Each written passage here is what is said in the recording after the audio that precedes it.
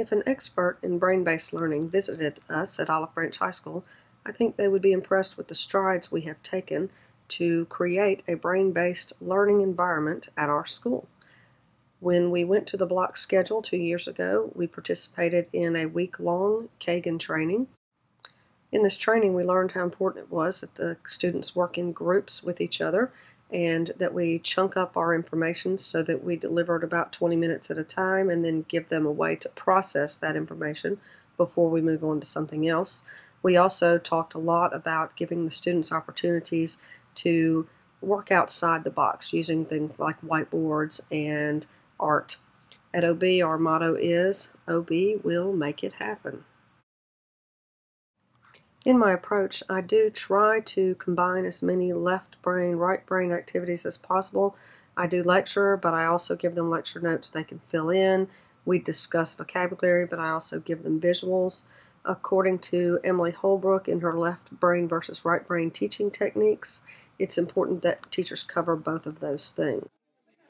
According to Kathy Nunnally at brains.org, she writes in Why Hands-On Tasks Are Good that tactile activities are the best for student learning because students use both the semantic memory and the episodic memory. The semantic memory is kind of how you know things and it's intentional, but your episodic memory is unintentional. It's when you do things. It's very important to me that students learn how to work in a group and that they feel safe in the group.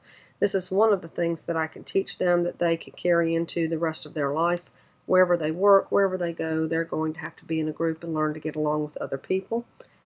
By performing the hands-on activities, I hope they are cementing this event into their brain and they'll forever remember these group activities.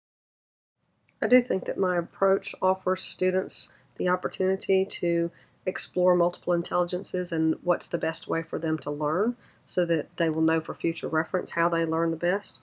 But I also allow them to have a little fun. While a little bit of stress on the brain will increase some of the learning potential, if a student feels unsafe in the classroom, he'll be unable to learn. In this recording, you can see that Zach, who has a neuromuscular disorder, is doing just fine competing with Todd. One of the problems that I do have is with pre-exposure. I don't do enough of it. I'm hoping to be able to use Wordle.net this year to create some excitement about what we're going to talk about. I also would like to do a little priming the week before by showing a video on the subject that we're going to learn, getting the kids interested in thinking about it. I'd like to use watchknow.org for that. I do already provide a little bit of novelty in my class. I have a lot of classroom pets by accident, but the students are in charge of their care and their feeding and they're changing their bedding, and they're also in charge of socializing the animals and teaching the other students about the animals. This works out really well for those students who maybe don't get along so well with people, but they get along just fine with animals. Another way I'd like to improve the novelty in my classroom is by changing the seating arrangement a little more often. I get complacent and I don't change them as much as I ought to. They get comfortable with each other and I need to shake them up a little bit. I also keep my room too cold. I know that I do. I'm 40 years old and I just get really hot. You can see these girls have on their hoodies in the middle of August. One thing I'd like to change in my approach is to offer more opportunities for artistic expression. I think that's one of my weak areas, and I've learned some new tools that would help. I'd like to see the kids do projects using Prezi.com where they're able to combine both the artistic and the knowledge portion of their course. Also, there is Poplet.com where the kids would be able to make a Poplet and then share it with the class or turn it in for credit. We also have that app on the iPad that we can use during rotations. One of the things that I plan on changing tomorrow is including more games in my classroom. More time for the kids to get up, get the oxygen going to their brain, get the glucose moving in their brain. In these pictures you can see these are senior athletes who are allowing blindfolded cheerleaders to put makeup on them in a pep rally in front of all of their peers.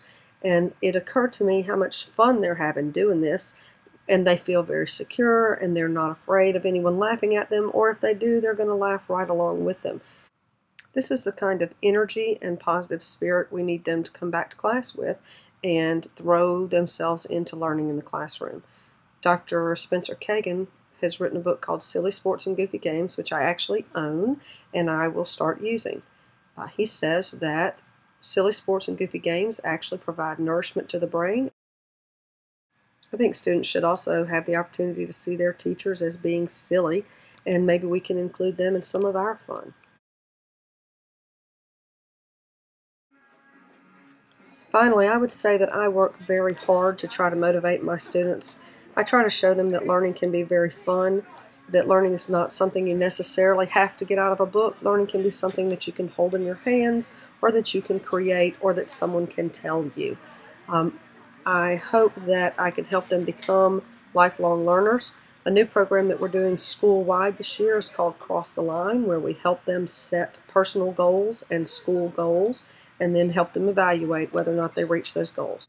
Thank you for visiting us at Olive Branch High School. I hope you're as excited about what's going on here as we are.